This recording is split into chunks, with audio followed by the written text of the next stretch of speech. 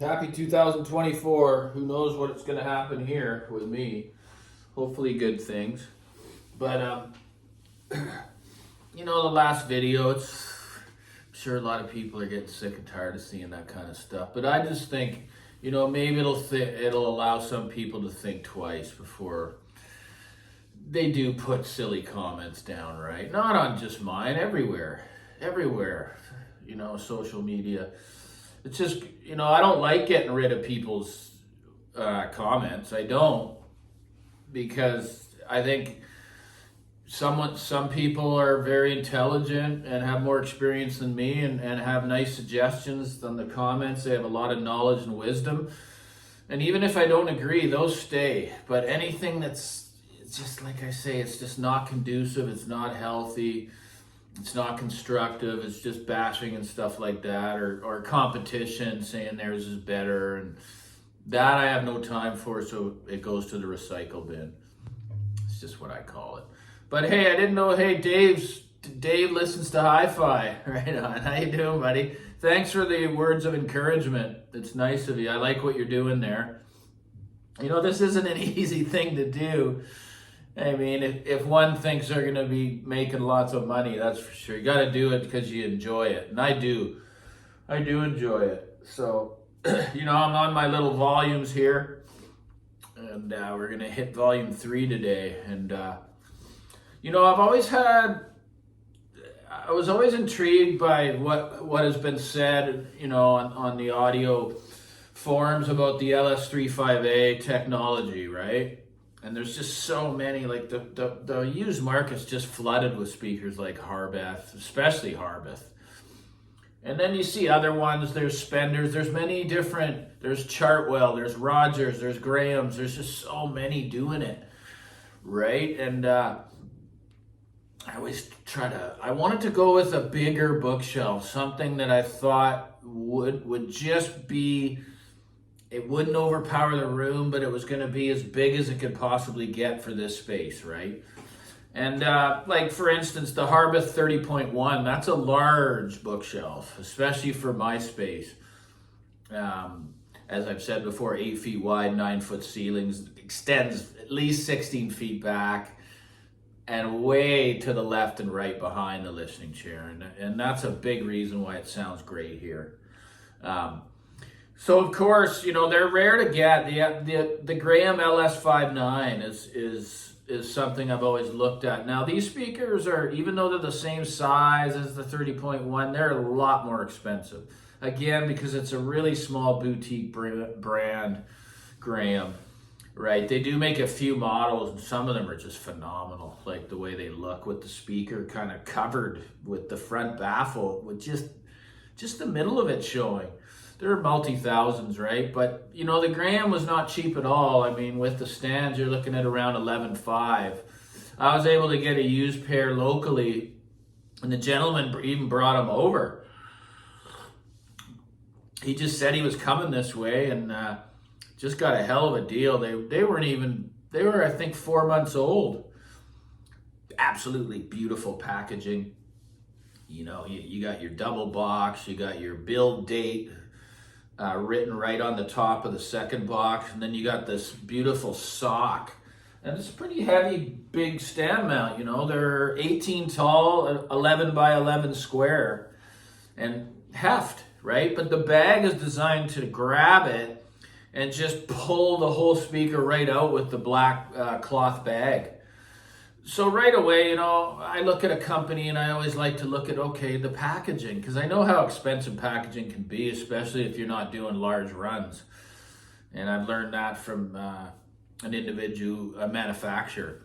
It's a lot of money, especially having the CNC cutting of the foam and all that stuff. So it was nice to see that packaging.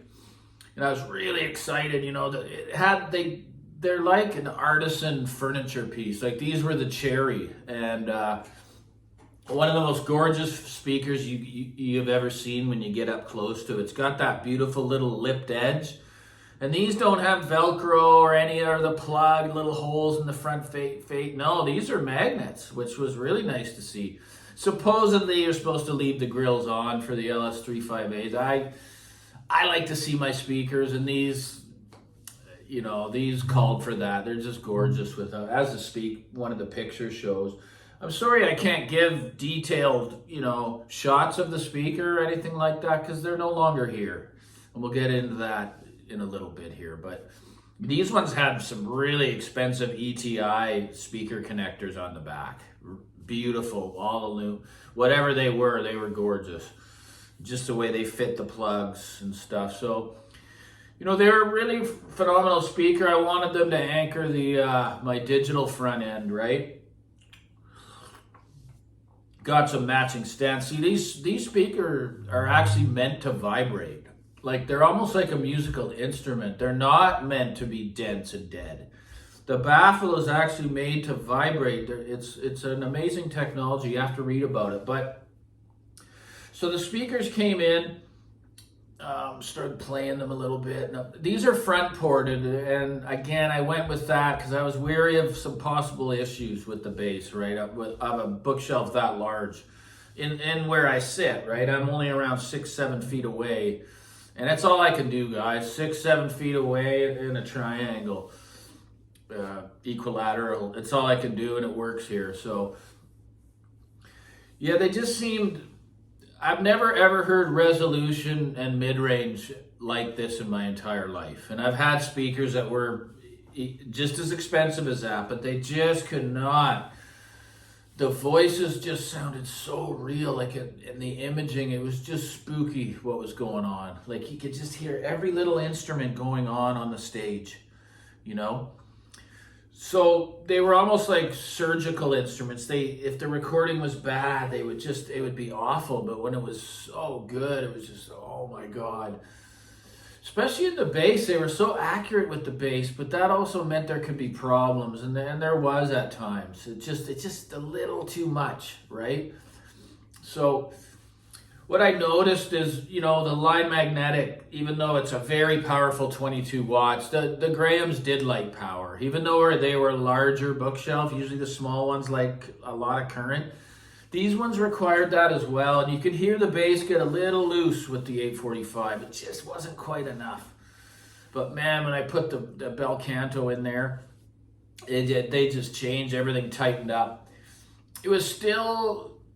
Yeah, it really helped things a lot. So they're, you know, it's, they just, for my style of listening, I just want a speaker that can kind of do everything really well. Not excel and be just unbelievable at one thing, but just, and not pick the music apart. And the spatials are very natural in that way. They are, because they're not super highly refined speakers. The Grahams were double the price, right? So, for me, they weren't for me. I'm not that kind of listener, right? And I could just, anytime I put jazz or light acoustic music on, it was just like, oh my God, just phenomenal. Never heard anything like that in my space. And I enjoyed those for around a year, you know, but I knew the time had come. That was a fair amount of money to spend, and I was going to get that back. And I succeeded. And it felt great because I did a huge downsize, massive downsize, and they were part of it. That money went in the bank and then toward the condo.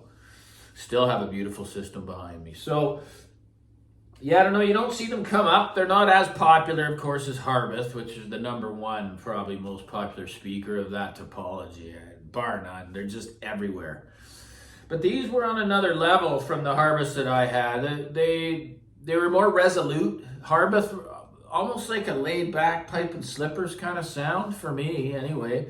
The P3s were, anyway. It's hard to compare a speaker of such size to it, but they were a world-class speaker. The Graham LS5 is a speaker that, for that type of listener, does not really need to go any further. And they have a space that's not cavernous and huge. They're going to pressurize the room.